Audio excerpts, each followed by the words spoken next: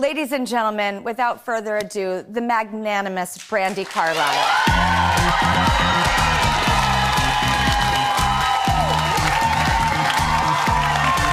Hello. Oh my God, I love you so much. I love you so much. I had to play it down. Are you kidding me? I could have gone on and on a little harder.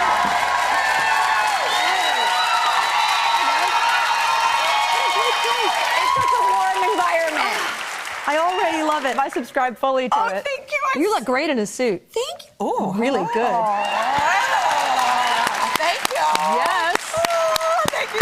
I feel so much more comfortable in a suit. Yeah, me too. I feel real weird. Any ladies who wear skirts, how are you doing it? I feel so vulnerable. Like it's all gonna just, I don't know. Yeah. You can't do that. Yeah. That's for sure. That's not gonna work in a skirt. My daughters feel really comfortable in them. Really? Yeah, they like dresses and skirts, even though me and their mom, we don't really do dresses and skirts. But they're just like in it. They're just full-on dress skirt girls. Are they also like major athletes as far as like sporty jockey? Like, yeah, you heard that. They are I jocks. heard that because I'm more of the couch potato, Same. like sector of athleticism. You know, I do my like geriatric Pilates and I'm in like PT therapy. You know, when I work out, like at best it's Sandler Court. At best, really, it's more just like I've given up on life attire, and nothing about it is sexy. And you know, one of my daughters is like an ice skater, and she's disciplined and gets up early and does weekends and nights and goes to competitions. How old is she? She's 11 and a half. Okay, that's the same age my daughter is. And did she like make that return, that like this turn to being responsible suddenly? Because mine did. And then she suddenly has the discipline to do the sports and to get herself ready in her like uniform and all that. It's like unbelievable. She went from being like my child that needed me for everything, like I wiped her face, to actually getting herself to soccer. I mean, yeah, they're very self-sufficient now. It's weird. My other daughter's 13 and a half, and oh my God, in this day and age, 13 and a half it's so shocking how advanced they are. You know, we're living in such a modern world with access to everything. And I actually idealized commune living because I am a child of the 70s, and that's how everyone was doing it. Yeah. And is it true that you do compound living? Actual Compound living, yeah. And it was sort of like an accident, maybe, or maybe I manifested it. I'm a little culty in a way. Like, I definitely like people to be around all the time. And I bought this like log cabin 25 years ago, and on 5 acres in the Cascade Mountain foothills outside of Seattle.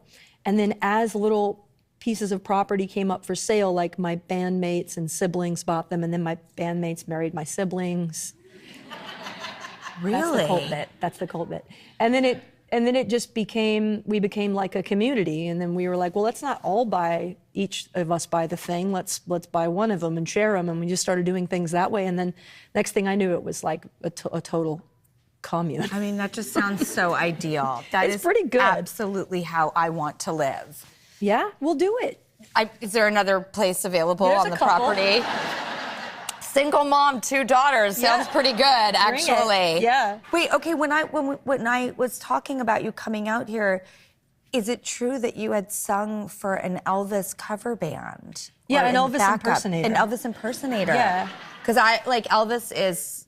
David Letterman and Ted Koppel were like first crushes. Like the funny Alfred E. Newman looking newsy smart dude. And then also, I think if I was to design like the perfect looking man, it would be Elvis. Elvis was beautiful. The hottest thing I've ever seen in my life. Yeah, beautiful. And then like the show that we did, it progressed from like 50s Elvis to when, you know, Elvis eventually passed. So there was like these different eras of Elvis. And Really? his clothes and his hair and everything. And he really did, in a short period of time, manage to pack in very different looks and feels. Really different looks and feels musically too. And I think it's actually music got cooler as he got older, even though the clothes got more flamboyant. And he had such a gospel, you know, like a religious, spiritual aspect to his music too. Well, I mean, I think his hero, like his great hero, was Sister Rosetta Tharpe.